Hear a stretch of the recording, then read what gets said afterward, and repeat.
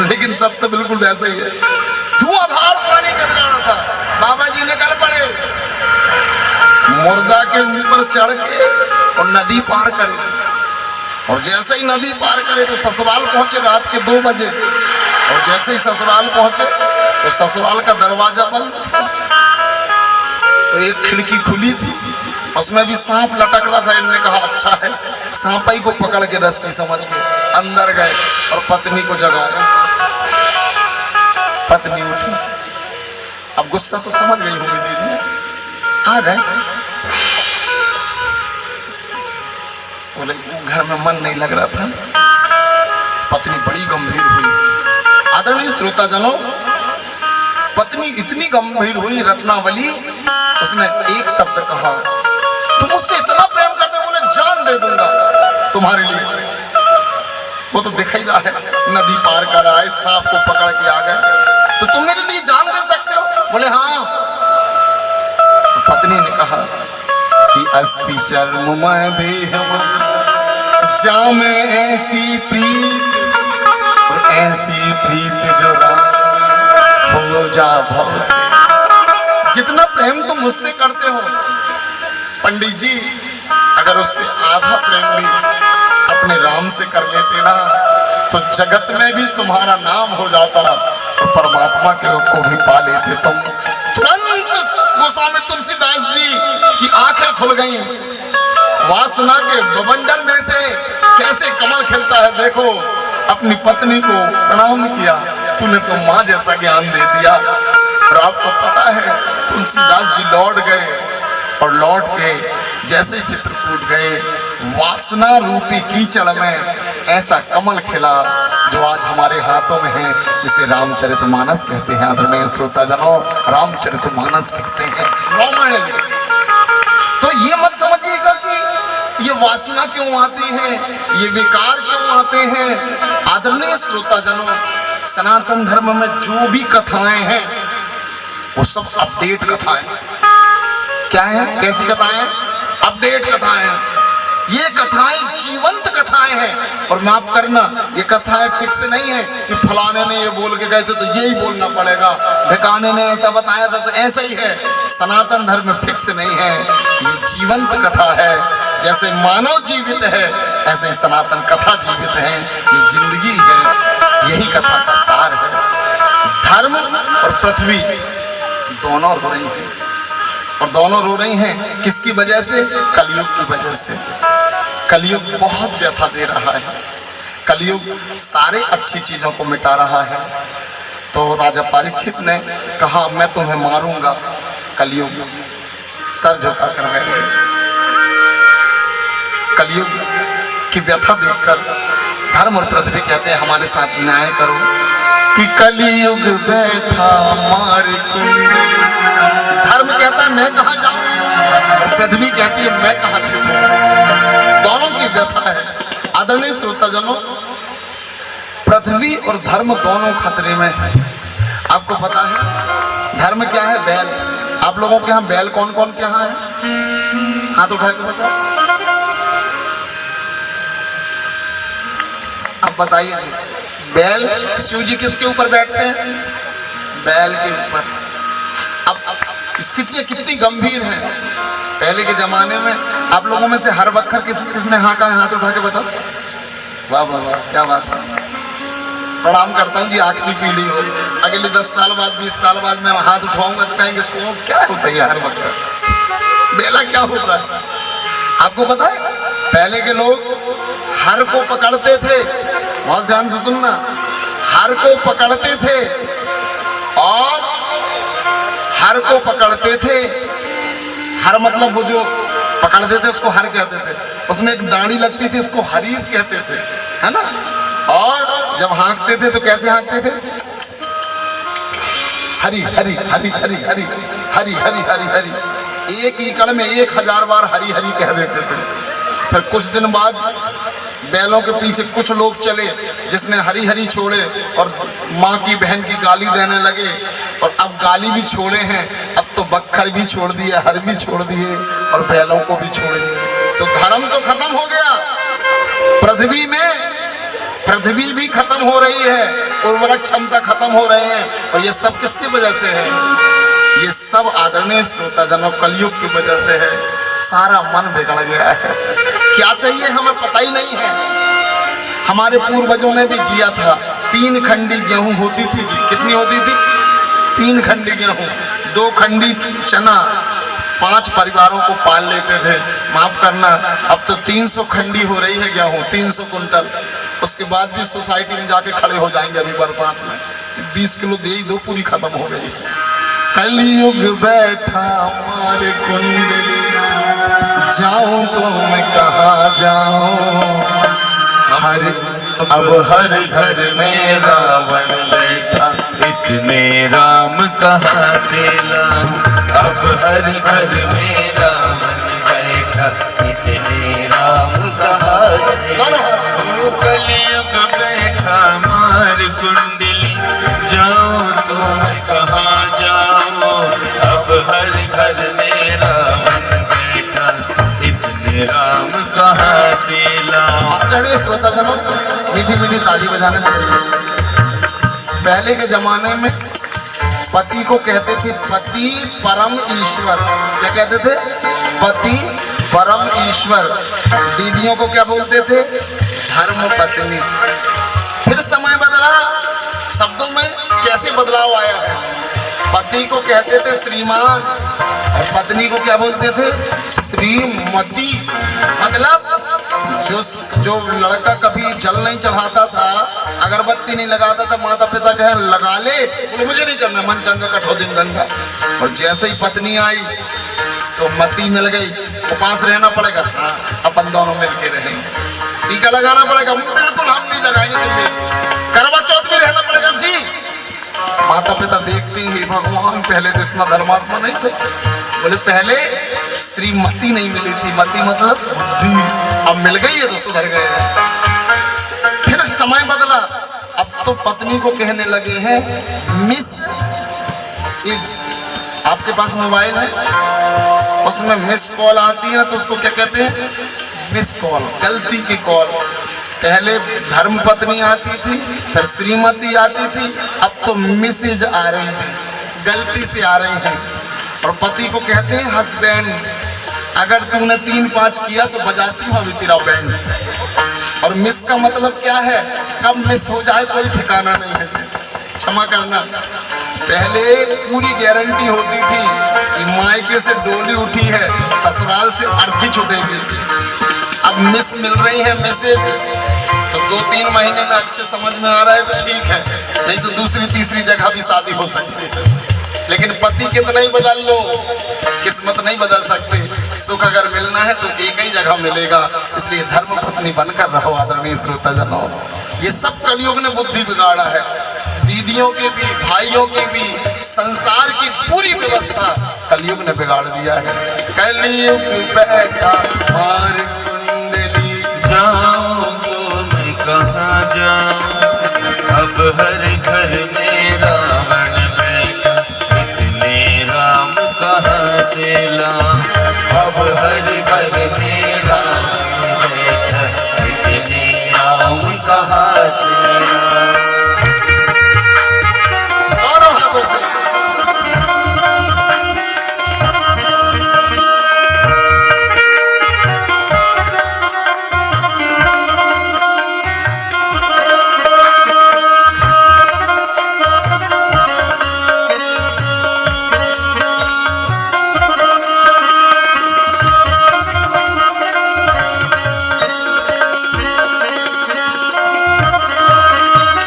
दशरथ कौशल्या के जैसे माता पिता भी मिल जाए, पर राम सा पुत्र मिले ना जो आज्ञा बन जाए। दशरथ कौशल्या के जैसे माता पिता भी मिल जाए, पर राम सा पुत्र मिले ना जो आज्ञा बन जाए। भरत लखन से भाई को अब ढूंढ कहाँ अब मैं लाऊं। अब हर घर में रावण बैठा, इतने राम कहाँ तेरा। कलयुग बैठा मार कुंडली, जाऊं तो मैं कहाँ जाऊं। अब हर घर में रावण बैठा, इतने राम कहाँ तेरा। दोनों हाथों की सेवा।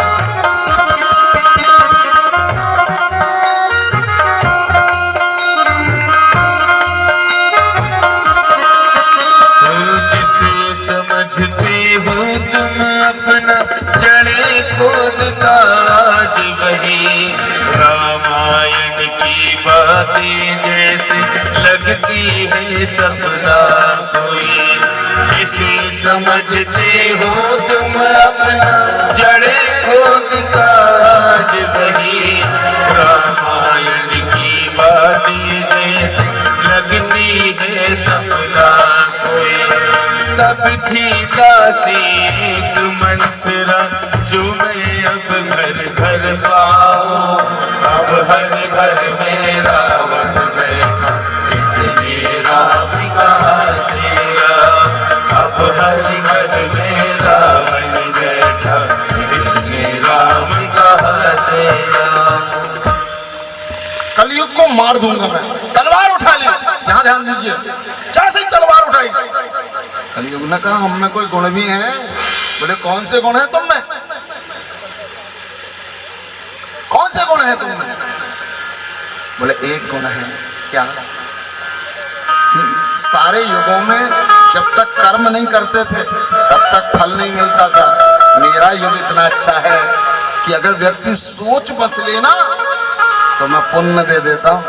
कलियुग केवल नाम आधार, सुमर सुमर नर उतरहि पार।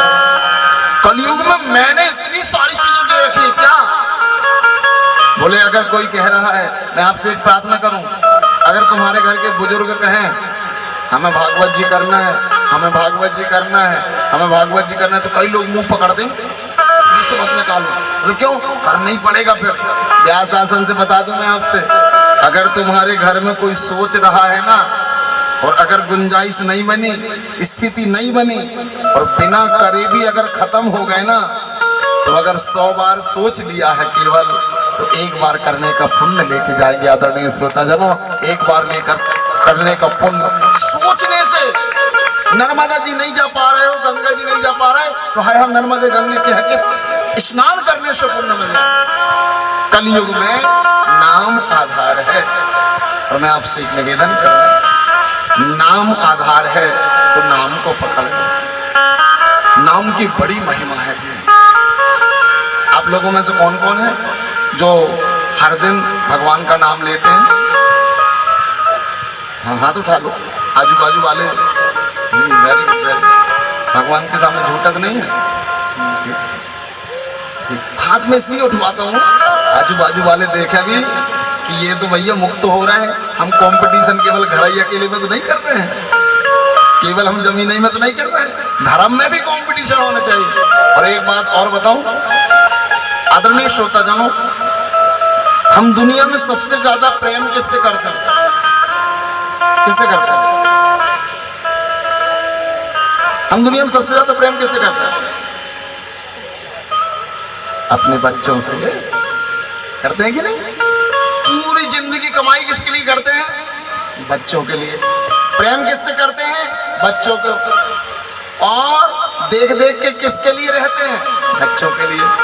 मैं आपसे एक निवेदन करूं, एक छोटी सी कथा बताऊंगा मैं। अजामिल, आपने सुना है? एक अजामिल नाम का ब्राह्मण था। वो फिर उसके बाद एक गणिका के चक्कर में आया, अपनी धर्म पत्नी को छोड़कर और गणिका के साथ रहने लगा। एक दिन उनके गांव में एक संत आए, और संतों ने गांव के बच्चों से पूछा, क्यों इस गांव में कोई अच्छा धर्मात्मा है? बच्चे तो बच्चे बोले बड़ा वाला चाहिए धर्मात्मा की छोटा? बोले अच्छा बड़ा वाला।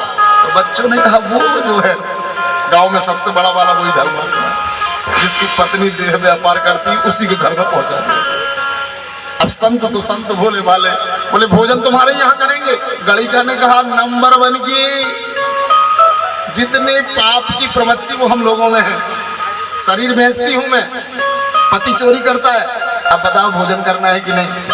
बोले आ गए हैं तो भोजन तुम्हारे यहाँ करना है। संतों ने भोजन करे, बोले पति आए उसके पहले चले जाना। बोले नहीं, बिना दक्षिणा के कैसे जाएंगे? पत्नी ने समझाया महाराज जो तुम्हारी झोली है वो भी छुड़ा लेंगे, बड़े दुष्ट हैं। बोले पूरी छुड़ा ले लेकिन दक्षिणा लेके जाएंगे। वज्रासन में बैठ गए। पति आया, तिरछर देखते। अच्छा कुछ पति ऐसे होते हैं जो बाहर तो शेर होते हैं, घर में चूहे। सही देखते हुए आया, पत्नी ने कहा कुछ नहीं बोलना, मैंने बुलाई है। ये भग क्यों नहीं रहे? बोले कुछ दक्षिणा मांग रहे हैं। बोले मैं दक्षिणा दूंगा, ये झोली छुड़ा लूंगा। बोले पूछ तो लो क्या मांग रहे हैं? संतों ने कहा हमने तुम्हारे यहाँ भोजन किया है, ऐसे बैठे, हमने तुम्हारे यहाँ भोजन किया है, हमने तुम्हारा नमक खाया है, अब हमें दक्षिणा दे दो। तुम्हारी पत्नी हमने देखा गर्भवती है, अगर तुम्हारी पत्नी बिटिया को जन्म दे तो नारायण ही नाम रख देना, और बेटे को जन्म दे तो नारायण नाम रख देना, बस इतने ही दक्षिणा चाहिए। अच्छा हमने कहा इतनी सी बात, ठीक है पक्की बात है। संत ने अपना काम करे और चले गए। अब जब अजामिल के यहाँ बेटा जन्म हुआ तो उसने नाम रख दिया नारायण। क्या नाम रख दिया? नारायण। मरने लगा तो यमराज लेने आए, अच्छे तैयारी से नाक पास में बांध देंगे हथकड़ियों में। अजामिल ने देखा हे भगवान जो कौन आ गया घर के अंदर, तो आवाज लगाई नारायण नारायण नारायण नारायण। बेटा नारायण ने तो नहीं सुना, लेकिन जगत के मालिक नारायण के कानों में आवाज चली गई और उन्होंने बचाने के लिए पार्षद पहुंचा दिया। आदरणीय श्रोताजनों, उन्होंने बचाने के लिए पार्षद पहुंचा दिया, और जैसे ही पहुंचाया तो पार्षदों ने उन्हें छुड़ाया और ले गए। यमराज के दूतों ने कहा ये क्या है भैया, नंबर 1 का पापी था, नरक जाना था। बोले जो भी नारायण का नाम आखिरी समय में लेता है ना, उसको भगवान वैकुंठ देते हैं कि जन्म जन्म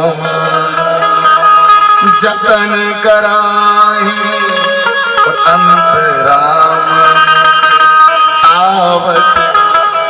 तो बोलिए ऐसे में तो ये होगा कि भैया कोई भी नाम ले लेगा पापी और मुक्त हो जाएगा, और जो धर्मात्मा है वो नाम नहीं ले पाया तो अगर ब्रेन हेमरेज हो गया, कंठ अवरुद्ध हो गया और प्राण निकलते समय भगवान का नाम नहीं ले पाया तो आजकल बीमारी भी खतरनाक चल रही, सही है ना? तो भगवान प्रकट हो गए और भगवान ने एक वचन दिया। आदरणीय श्रोताजनों, भगवान ने कहा जो आखिरी समय में नाम लेगा, पूरी जिंदगी नहीं लेगा और पाप करेगा, उसे लेने के लिए मेरे पार्षद आएंगे, लेकिन जो पूरी जिंदगी भगवान का नाम लेगा और आखिरी समय में अगर नहीं भी ले पाया तो उसे लेने में स्वयं आऊंगा, उसकी उंगली पकड़कर मैं स्वयं वैकुंठ ले जाऊंगा, मैं स्वयं वैकुंठ। तो आप चिंता नहीं करना, आप जो भजन कर रहे हैं ना, हम जो भजन कर रहे हैं, अगर आखिरी में हो सकता है कोमा में चले जाएं, वेंटिलेटर में चले जाएं,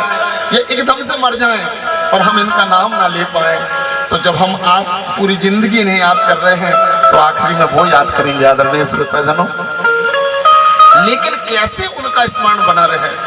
तो मैं आपसे एक दूसरा प्रश्न पूछूं, आप लोगों में से कौन कौन है जिनके बच्चों के नाम देवों के नाम पे हैं, परमात्मा के नाम पे हैं, देवियों के नाम पे हैं? हाथ उठा के बताओ।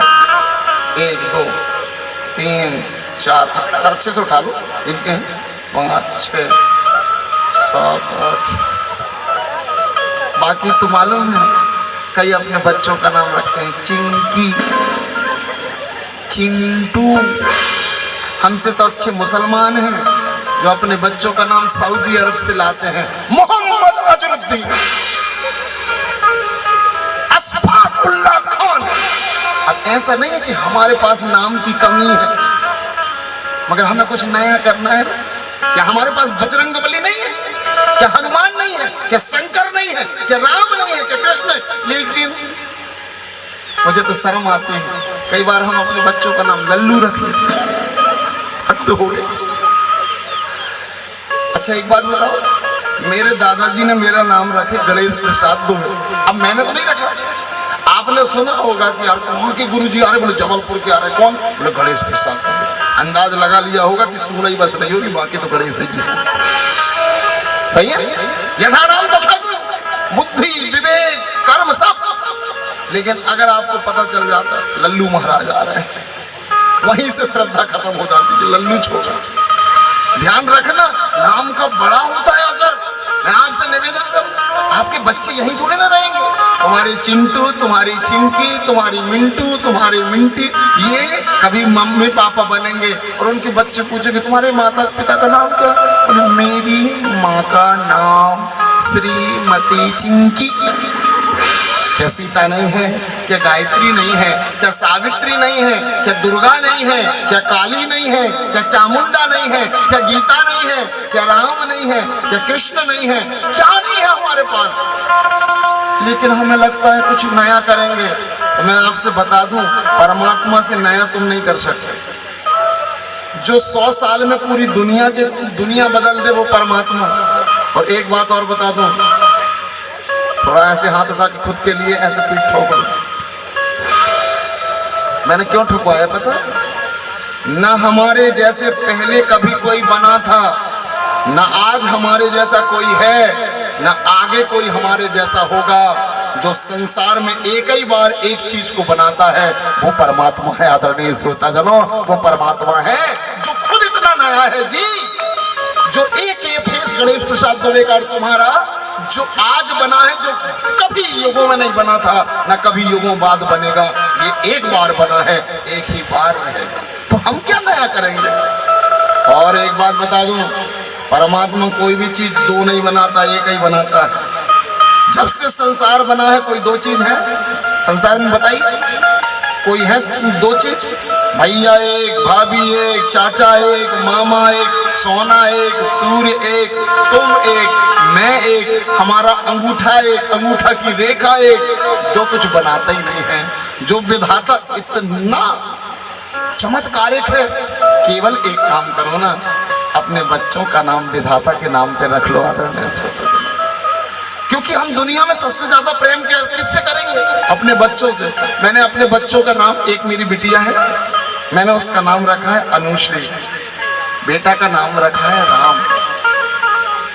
ये इसलिए रखा है, जब मेरी मृत्यु होगी तो मेरी संपत्ति राम और अनुश्री, मतलब लक्ष्मी और नारायण के नाम होगी। मैं इन अनुश्री और राम को नहीं जानता, मैं तो उन लक्ष्मी और नारायण को जानता हूँ जिनकी याद में मैंने नाम रखा है। आदरणीय श्रोताजनों, मैं उनके नाम सब कुछ करके जाना चाहता हूँ। और मैं अपनी बात बताऊं और तुम भी उसमें अपने आप को शामिल करो। जब मेरे प्राण निकलेंगे तो मैं सबसे ज्यादा किससे प्रेम करूंगा? अपने बच्चों से। और जब प्राण निकलेंगे तो मैं किसे आवाज दूंगा? राम राम राम राम। मुझे यकीन है ये बेटा राम आए चाहे ना आए, लेकिन वो राम मुझे लेने आएगा। क्या हम अपनी ये तैयारी नहीं कर सकते? क्या हम अपने बच्चे का नाम गीता नहीं रख सकते? बच्चे उस समय विरोध तो नहीं करेंगे कि गीता क्यों रख रहे हो, सीता क्यों रख रहे हो, सावित्री क्यों रख रहे हो? दुनिया कहती है बच्चे बिगड़ गए, मैं कहता हूँ बच्चे नहीं, बच्चों के माता पिता बिगड़े हैं। आदरणीय श्रोताजनों, बच्चों के माता। क्या हम अपने बच्चों का नाम राम नहीं रख सकते, कृष्ण नहीं रख सकते, नारायण नहीं रख सकते? क्या हम जब प्राण निकलेंगे, हो सकता है तुलसी ना मिले, लेकिन अगर बिटिया का नाम तुलसी है ना तो वो जरूर मुख में आएगी। आदरणीय श्रोताजनों, अगर बच्चों के नाम हम अपने परमात्मा के नाम रखेंगे और पूरी जिंदगी हम उनसे प्रेम करेंगे और आखिरी समय अगर उन्हीं का नाम लेके भी तर गए ना तो घाटा का सौदा नहीं होगा, फायदा के ही सौदा होगा। आदरणीय श्रोताजनों, फायदा का ही सौदा। इसलिए जो गलती हो गई हो गई हो। अपनी नाती नातन का नाम अपने परमात्मा के नाम पे रखना, दुर्गा के नाम पे रखना, अनेक अनेक नाम है विधाता के नाम पे रखना। कुछ नया मत करना, क्योंकि नया कुछ नहीं है संसार में।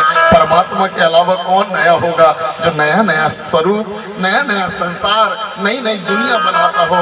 उस पुराने परमात्मा को भज लेना।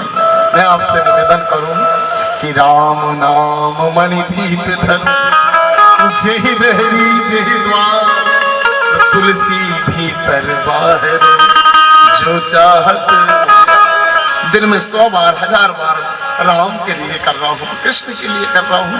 परमात्मा का नाम जितने भाव में आ जाए संभालो। मैं तो आपसे निवेदन करूँ कि दुनिया के बहकावे में मत आना, दिखावे में मत आना, फैशन में मत आना। अपने अस्तित्व को संभाल के उस ईश्वर से जोड़ देना कि राम नाम के हीरे मोती। भैया मैं यहाँ पैसा लेके नहीं आया हूँ, मैं यहाँ विद्या लेकर भी नहीं आया हूँ, मैं यहाँ 7 दिन के लिए आया हूँ राम और कृष्ण के हीरे मोती देने के लिए। आदरणीय श्रोता कि राम नाम के हीरे। मैं यहाँ पर देख रहा हूँ कि परमात्मा का जैसे ही नाम आया सबके आंखों में आंसू आ गए, मेरी आंख में भी आंसू आ गए। इसकी वजह क्या है? क्यों आंसू आंखें भर आती हैं जैसे ही उनका नाम आता है? क्यों हृदय रोने लगता है कि आ जाते हैं आंख में आंसू बार बार। हमें प्यार छिपाना नहीं आता। दुनिया पूछती है क्या रिश्ता है तुम्हारा और तुम्हारे परमात्मा का, हमें बताना नहीं आता। हमें बताना क्या बताएं? वो हमारी आत्मा है, क्या बताएं? उनके बिना हमारा कोई अस्तित्व ही नहीं है, वो ही सत्य है, इसके अलावा कोई सत्य नहीं है। राम नाम के हीरे मोती मैं बिखराऊं गली गली, ले लो रे कोई राम का प्याला, शोर मचाऊं गली गली। ले लो रे कोई राम का प्याला, शोर मचाऊं गली गली। राम नाम के हीरे मोती मैं बिखराऊं गली गली। राम नाम के हीरे मोती मैं बिखराऊं गली गली। ले लो रे कोई राम का प्याला, शोर मचाऊं गली गली। ले लो रे कोई राम का प्याला, शोर मचाऊं गली गली। बोलो राम, बोलो राम, राम राम, बोलो राम, बोलो राम, बोलो राम, राम राम।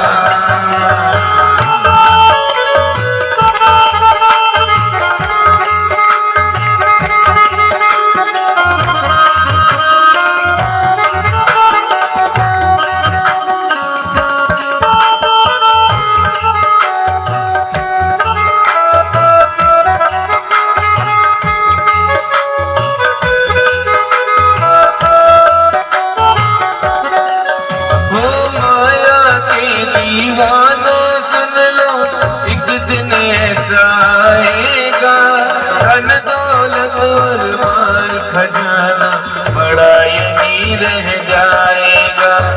माया के दीवानों सुन लो, एक दिन ऐसा आएगा, धन दौलत और माल खजाना बड़ा यही रह जाएगा।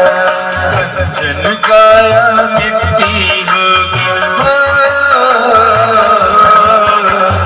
कंचन काया मिट्टी होगी, चर्चा होगी गली गली। ले लो रे कोई राम का प्याला, शोर मचाऊं गली गली। ले लो रे कोई राम का प्याला, शोर मचाऊं गली गली।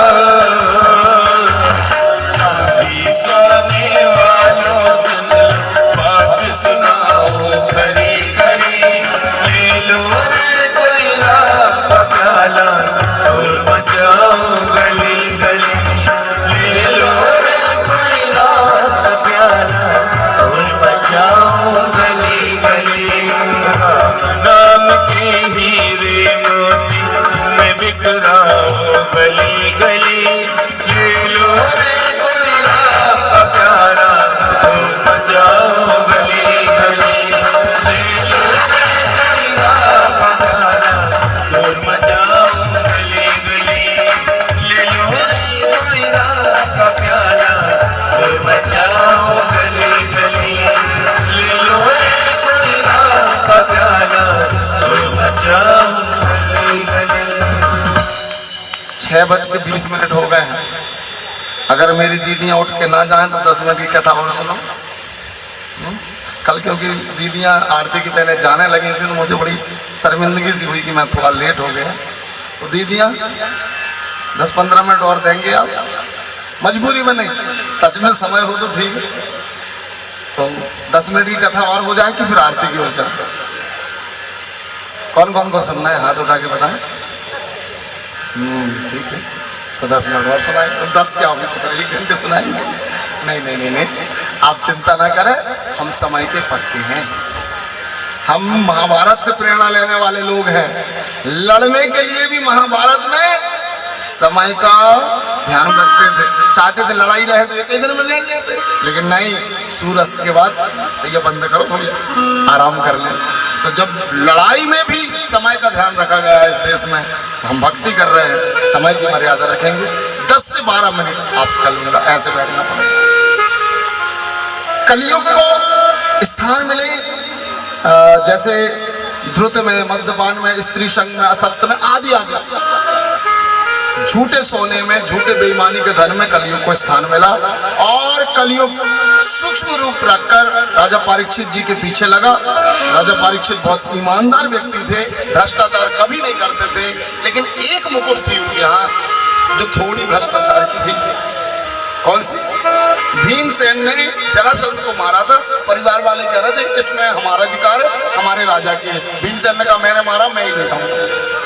उसमें थोड़ी भ्रष्टाचार लग रहा था कलयुग को। और कलयुग जो है गुंजाइश बस मिल जाए प्रवेश कर जाता है। एक बात ध्यान रखना, कलयुग जिस राजा परीक्षित जी के मुकुट से बुद्धि में प्रवेश किया, वो राजा परीक्षित जी का जीवन समझो। जिनकी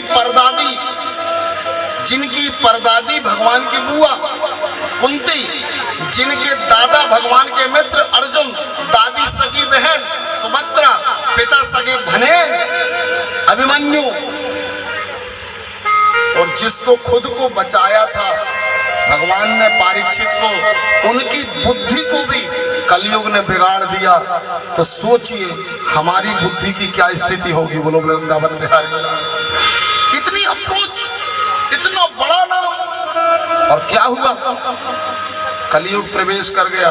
और जैसे ही प्रवेश करा, आप यकीन मानना आदरणीय श्रोताजनों, समीक ऋषि के यहाँ गए, राजा परीक्षित कथाएं सुनी आप। पानी पानी पानी 2-3 बार नहीं सुना तो मरा हुआ सांप डाला समीक ऋषि को और चले गए। श्रृंगी ऋषि ने श्राप दे दिया, मेरे पिता का अपमान करते हो, 7 दिन में तुम्हें तक्षक डस लेगा। इसकी वजह से, क्रोध की वजह से, अहंकार की वजह से। कलयुग में अहंकार बहुत हो गया है। मैं दीदियों से निवेदन करूं, जब भी कोई मेहमान आए, अतिथि का सत्कार नहीं हुआ तो दोनों का नुकसान हुआ। समीक ऋषि का भी अच्छा राजा चला गया और राजा परीक्षित जी का भी। आप लोगों के यहाँ कोई मेहमान आता है? अच्छा स्वागत करते, कंजूस तो नहीं है? नहीं तो कई लोगों की आदत होती है, ऐसे चाय पी रहे हैं ना और कोई को सामने बस देखने, बोले बाद में गर्म कर लो। इनको कहते हैं चमड़ी चली जाए पर दमड़ी ना जाए। हमारी दीदियां गृह मंत्री हैं, मैं आपसे निवेदन करूं, कहते हैं जो बिन बुलाए आए, जो बुलाए से आए उसे मेहमान कहते हैं, और जो बिना बुलाए आए उसे साक्षात भगवान कहते हैं। उनका स्वागत पूरा होना चाहिए आदरणीय श्रोतागण। और हमारी दीदियां करती हैं जी स्वागत। मैं तो दीदियों को प्रणाम करूं, इतनी अच्छी स्वागत वाली हैं, इतनी अच्छी स्वागत वाली हैं। रात के 12 बजे भी अगर मेहमान आ जाए तो चाय बन गई, पूरी सब्जी पता ही नहीं चलता बन जाती है, और मेहमान को भोजन करा के खिला के सुला देती हैं। लेकिन कौन से वाले मेहमान? मायके वाले। जी कहाँ से आ गए भैया भूले भटके से? और ससुराल तरफ के दोपहर के 12 बजे भी आ जाए ना, कहाँ से आ जाते? पति 4 बार अंदर जाएगा, सुनो तो चाय बना दो, दोपहर में चाय तो भोजन ही करा दो, फिर अपन क्या करेंगे? तो मायके वालों का तो पूरा सम्मान है, और कदापि ससुराल वाले आ गए खाने के समय में आ जाते हैं। तो आपको पता है फिर इससे नुकसान क्या होता है? वो जो ससुराल वाला है ना, आवत ही हर से नहीं नैनन नहीं सने, और तुलसी वहां न जाइए चाहे कंचन बरसे में। फिर वो जो ससुराल पक्ष का है ना, वो तभी आता है जब कोई घर में मरता है, गमी होती है, देखने आता है कि कितना धन ऊपर लेके जा रहा है। बोलो राधे राधे। थोड़ा बुरा लगेगा लेकिन सत्य है, अपने मेहमानों का चाहे ससुराल पक्ष के हों चाहे मायके पक्ष के हों, समान रूप से जो आदरणीय श्रोताजनों समान रूप से जो आदर करता है, वही व्यक्ति अतिथि का सत्कार करता है। अच्छा से अच्छा भोजन दीजिए। समीक ऋषि का अपमान हुआ, श्रृंगी ऋषि ने श्राप दिया, लेकिन राजा परीक्षित को अहंकार बहुत आया, अभिमान बहुत आया। मैं आपसे निवेदन करूं, जिंदगी में कभी भी अभिमान ना करो। कहीं से सम्मान मिलेगा, कहीं से अपमान मिलेगा। इन दोनों में जो सम रह जाए ना, जो अपने मान का हनन कर दे, वो हनुमान बन जाता है। बोलिए हनुमान जी महाराज की। हनुमान जो मान का हनन कर दे। आपको हनुमान बनना है। कौन कौन को बनना है? सबको। हनुमान जी के बारे में मैं 5 मिनट आपसे लूंगा। ऐसे बैठे सब। हनुमान, यहाँ पर हनुमान जी के भक्त कौन कौन हैं? हाथ उठा के बताएं। वाह क्या बात है। दीदियाँ तो कोई ने बता दिया है कि सुनो, हनुमान जी का ना हनुमान चालीसा पढ़ना है ना पूजा करना है। हनुमान जी के को तो कुछ भजना ही नहीं है। दीदियों से निवेदन करूं, हनुमान स्त्री विरोधी नहीं है। हनुमान माँ अंजनी के गर्भ में रह के आए, सीता को हृदय में रखे हैं, लंकिनी को मुक्का मारे हैं, सुरसा से कंपटीशन किया है। हनुमान जो अपनी माँ को हृदय में रखें, वो स्त्री से नफरत नहीं करते, केवल ब्रह्मचारी हैं। इसलिए हनुमान को दूर से पूजा करो और हनुमान चालीसा का पाठ जरूर करा करो, वो तुम्हें हर चीज से मदद करेंगे। तो हनुमान कौन है? इस दुनिया में सबको काम ने जलाया है। इस दुनिया में सबको काम ने जलाया है। केवल एक ही व्यक्ति है जिसने काम को जलाया है, उनका नाम शंकर है। आदरणीय श्रोताजनों, बोलिए शंकर भगवान की। लेकिन आपको पता है, जब भगवान नारायण मोहिनी बने ना, तो शंकर जी उनका चेहरा देखने गए और कहा सुनो तो थोड़ी चेहरा दिखाओ ना। मोहिनी भगवान ने कहा हम नारायण हैं। बोले नहीं नहीं, हमको आपका ये रूप देखना है। जैसे ही चेहरा देखा, जो कभी किसी से मोहित नहीं होते, वो शंकर मोहिनी पे मोहित हो गए और उनका वीर स्खलित हो गया। हमारा भी वीर स्वप्न दोष में स्खलित होता है, लेकिन हमारा वीर नाली का गंदा पानी बन जाता है। लेकिन शिव का वीर देव संभाल के रखते हैं, और पवन देव के द्वारा जब अंजनी के गर्भ में पहुंचता है, तो हमारा वीर नाली का गंदा पानी बन जाता है और शिव का वीर महावीर हनुमान बन जाता है। आदरणीय श्रोताजनों, महावीर हनुमान बन जाता है। ये शिव का चमत्कार। हनुमान इतने अच्छे हैं। आपको पता है, एक दिन छोटे छोटे पात्र में ले लूं, 5 मिनट के 6 मिनट के। एक दिन हनुमान जी ने देखा सीता मैया मांग भर रही है सिंदूर में। तो हनुमान जी ने, भैया भैया ये क्या कर रही हो? बोले अपनी पति की आयु बढ़ा रही है। बोले इससे पति की आयु बढ़ती? बोले हाँ। इतने सिंदूर से प्रभु राम कितने बड़े हो जाएंगे? बोले 1000 साल के। तो हनुमान गए और अयोध्या की बाजार में गए और इतना सारा सिंदूर ले आए और तेल ले आए और दोनों से मल के और अपने चेहरे में लगाने लगे। लोगों ने कहा क्या कर रहे हो? बोले प्रभु की आयु बढ़ा रहे हैं। बोले तुम्हारे चेहरा की सुंदरता तो युगों के लिए दब जाएगी, तुम्हारे घर गांव गांव मंदिर बनेंगे, लोग दर्शन करने आएंगे, तो फिर तुम क्या करोगे? क्योंकि लोगों को अगर एक तो छोटी सी खुदिया हो जाए ना तो आईने के सामने जाके ऐसे देख, चेहरा साफ होना चाहिए। बोले तुम्हारा तो पूरा चेहरा तब इससे ढक जाएगा। तो हनुमान ने कहा जब भी मेरे पास लोग आएंगे ना तो मैं लोगों से कहूंगा भैया मेरे चेहरा देखने से कोई फायदा नहीं है, अगर देखना ही है ना तो दुनिया वालों अगर चेहरा देखने लायक है तो मेरे सीता राम और लक्ष्मण का चेहरा देखने लायक है, उन्हें देखो जाकर, जो अपने आप को छिपाकर अपने राम को आगे करे। आदरणीय श्रोताजनों, वो हनुमान है, वो हनुमान है। अच्छा एक बात बताओ, हमारे और आपके दिल की ऑपरेशन हो,